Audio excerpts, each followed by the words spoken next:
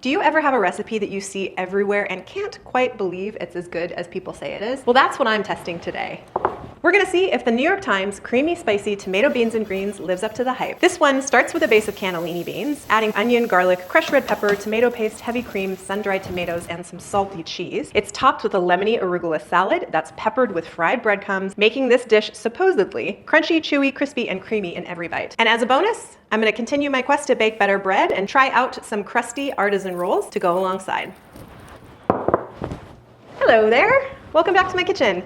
It's time to test a viral recipe in my kitchen today, mostly just because I'm tired of seeing it absolutely everywhere and not knowing what it tastes like. It's a pretty simple dish that starts with a base of cannellini beans, and while I'm skeptical that it is going to absolutely blow my mind, I can understand why people like it. It's supposed to contain an entire cup of heavy cream, a whole bunch of other delicious flavors like sun-dried tomatoes, onions, garlic, and then you top it with a crispy, crunchy breadcrumb and arugula salad, and all of those things together combine to be something that it feels like people might like. But I'm gonna try it for the first time today, and I even have some thoughts after reading the recipe about how I might bump up and change the flavor just a little bit to be a little bit more to my tastes.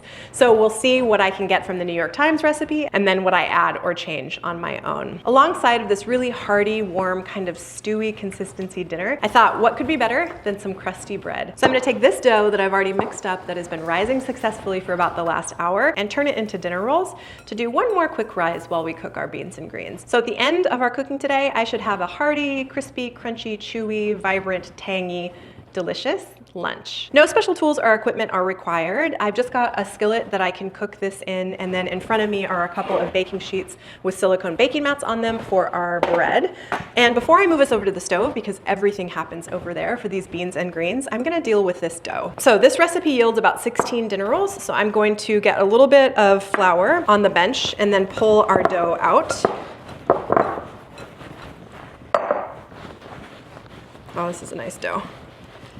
And get it cut into 16-ish pieces. The way I like to do that is just using a bench scraper, and I just go halvesies until I'm at the number of pieces that I want. So to make a dinner roll, the way I like to do it is take a piece of dough and stretch it so that you have a flat surface on top and the seam on the bottom. And then I'm using the side and the palm of my hand with my fingers as kind of a cage, rub it around on the bench, using the friction of the bench to create a smooth ball.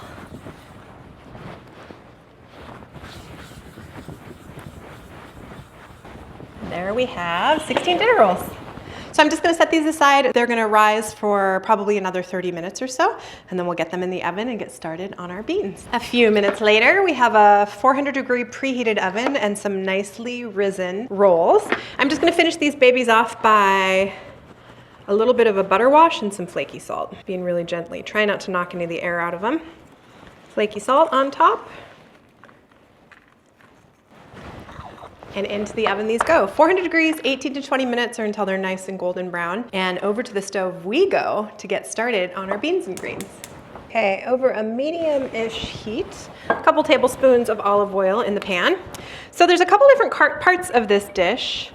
Crunchy breadcrumbs, the beans, tomatoey beans, and then the arugula salad. And we're gonna start with the crunchy breadcrumbs that go as part of the arugula salad. And I'm just using panko style breadcrumbs. Okay, our oil is nice and warm. So we're gonna put in some breadcrumbs. I'm using about a cup. Some salt and pepper.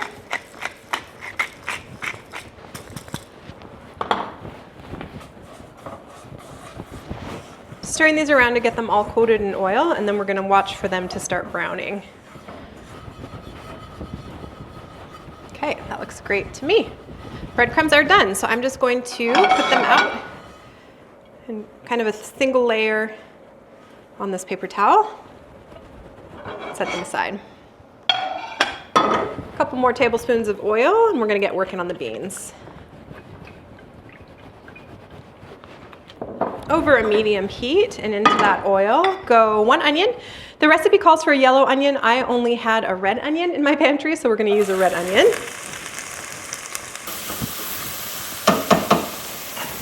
A little bit of garlic. Bit of garlic, and then some crushed red pepper flake.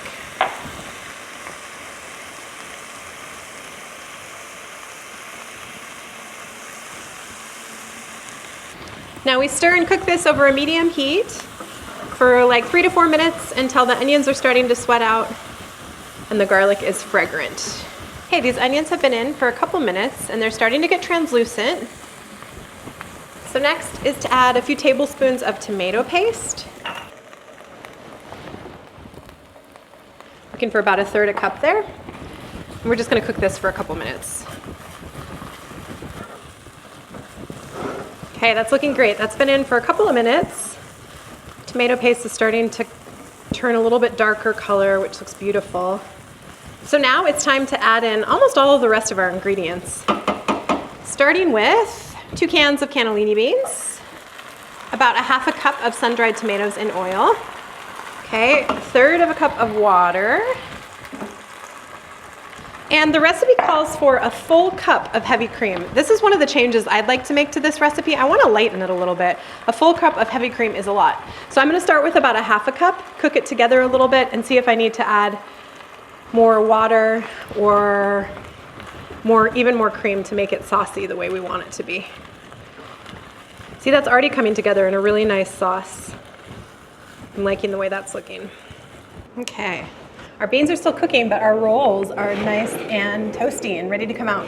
I'm just gonna set these aside and let them cool a little bit while we finish our beans. I'll give this a taste and see if I do need to add some more cream. I also have a lemon on the bench, more salt and pepper, and we'll see what it needs. So after this step, the only thing we're adding, according to the recipe, is cheese.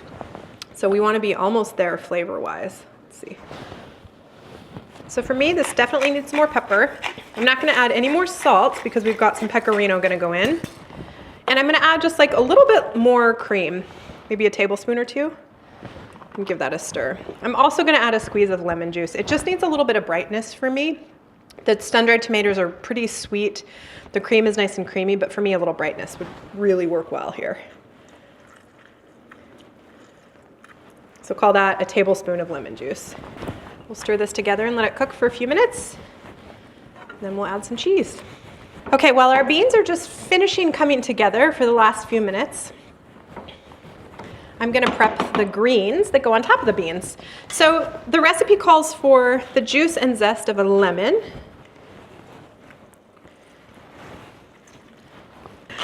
salt, pepper, fine grate Pecorino Romano.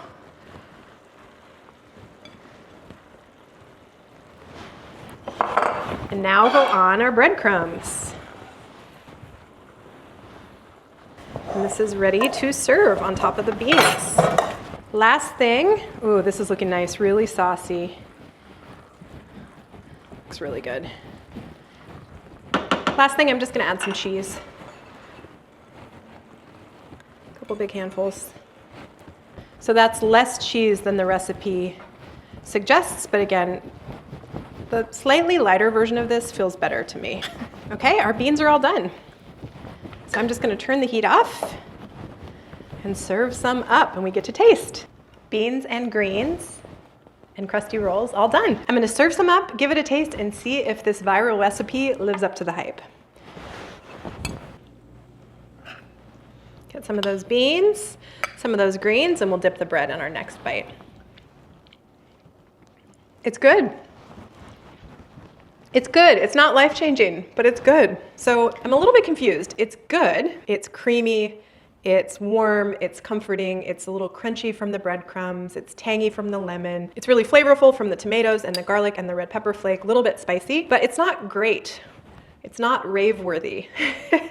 It's not something that I think I would crave necessarily over other foods. So this dish is pretty heavy. It's got cream, it's got cheese, and those things make it delicious. But for me to eat something like that, I want a little more payoff. I think I'm looking for some more protein in the form of some sort of a meat. Maybe sausage would be nice in this. So I guess my final verdict is I'm happy I made it. I'm happy I tried it. I'll enjoy eating it, but I don't think it lives up to the hype of being a viral recipe. I've cooked many things from the New York Times that I would consider much better than this. And while there's nothing inherently wrong with it, it's just not as special as I was hoping it would be.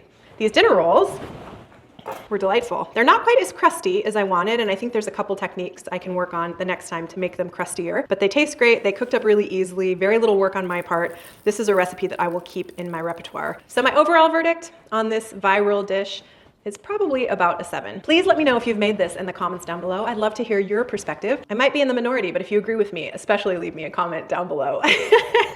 Thank you so much for spending your time with me today. I appreciate it when you do. If you liked this video, give it a like. If you want to stick around and hang out, please subscribe to the channel. I would love to have you, and I really look forward to seeing you next time. Cheers!